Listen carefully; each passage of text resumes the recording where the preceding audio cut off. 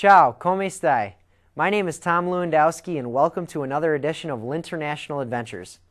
Today we're going to visit a beautiful and fascinating country in Southern Europe where history, Hollywood, and some of the world's best food come together.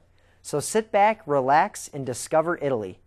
Pizzas, piazzas, and palacios. Italy is a southern European country that comprises the Po River Valley, the Italian peninsula, and the two largest islands in the Mediterranean Sea, Sicily and Sardinia. It is shaped like a boot, and for this reason, Italians commonly call it Lo Stivale. The Italian Republic shares its northern alpine boundary with France, Switzerland, Austria, and Slovenia. The country also shares a sea border with Croatia, Slovenia, and France. Italy is called Il Bel Paese by its inhabitants, which is Italian for beautiful country, due to the beauty and variety of its landscapes and for having the world's largest artistic patrimony. Welcome to Italy. Right now we're in Rome on a double-decker tour bus. We're visiting the original tours of Rome.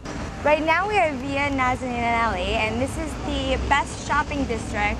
As you can see from down the street, there are major stores that you would actually even find in the States. There's so much to look at and there's just so much to see. What a beautiful city.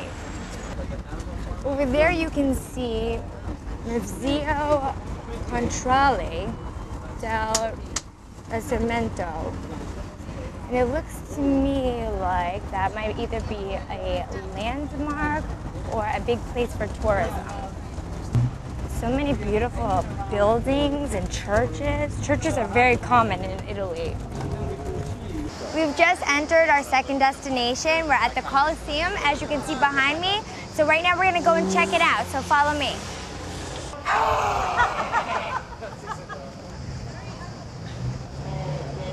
We have actual gladiators because the movie was so popular and because that the Colosseum was actually built in Roman times during the time of the actual gladiators.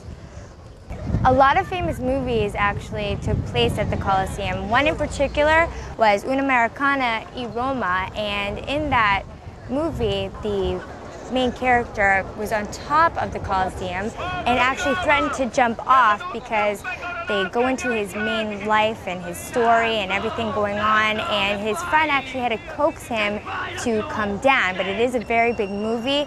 Also, as I had mentioned before, gladiators were shot here, and it is a big resemblance of Roman times a million years ago.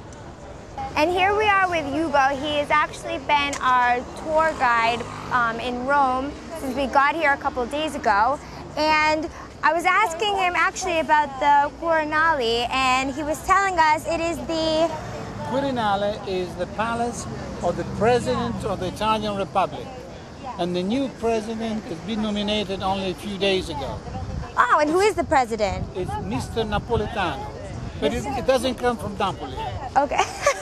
Jenna, so tell me, are you enjoying your time in Rome? I am enjoying my time. What has been your favorite thing on the tour so far? This. And what did you like about the Colosseum? I just think that there's a lot of history here. You know, it's beautiful. I find it to be, just amazing that people came here for entertainment to watch other people get completely injured and demolished. I mean, the culture here is just absolutely, completely different, and it absolutely astonishes and amazes me. Yeah, I like how the gladiators had to impress the senators back in the, how many years ago?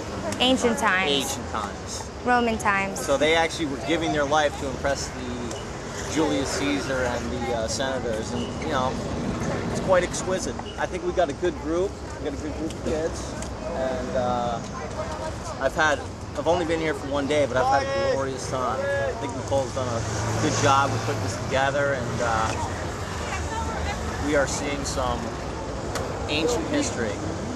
Our third destination is Piazza Navona, and that's a little area. It's very quaint. There's shops in the area, hotels, restaurants, the good shopping, little boutiques, and also there's fountains and some alleyways. The Roman water is actually very good here. Everybody comes to the fountains to drink it. It's actually, in a way, purified. I think it goes through a recycling system, so it's not at all dirty. And it's okay to drink the water.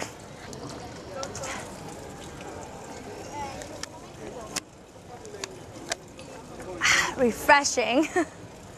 The food in Rome, or Italy altogether, is very excellent. As you can see here, Sean's having a salad with an artichoke in the middle and a side of rice. Looks delicious. Growing up in an Italian family, my favorite food was always pasta, and is always pasta. Fettuccine Alfredo is the best, and I bet you Italy has the best fettuccine Alfredo. We had pasta last night for dinner, and it was to die for. Absolutely to die for. The caprese sandwiches are also very popular here. They make them back in the States, but not as good as you can get one on the sidewalk here. The Vatican City is a sovereign city-state whose territory consists of a landlocked, almost completely walled enclave within the city of Rome. The entire state is about 109 acres and thus is a European microstate. It is the smallest independent nation in the world, and since it is governed by the Bishop of Rome, the Pope, its government can be described as ecclesiastical, and the highest state functionaries are in fact clergymen. The name Vatican is ancient and predates Christianity, coming from the Latin Mons Vaticanus, or Vatican Hill. But I think that the history here is just phenomenal. It's absolutely magnificent. And I hope everyone gets a chance to see this at least once in a lifetime.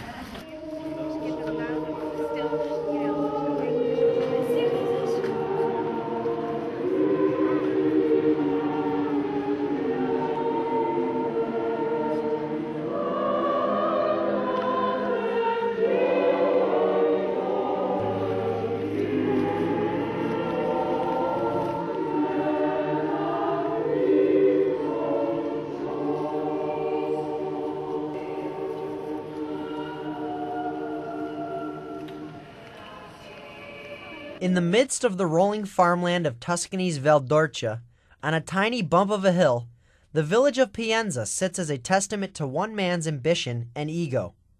At the height of the 15th century Renaissance, humanist Pope Pius II, with the help of architect Bernardo Rossellini, converted the tiny village in which he had been born into the ideal Renaissance city.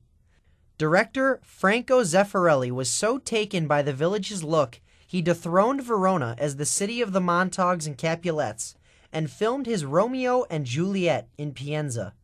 Pienza was also used in the Oscar-winning epic The English Patient.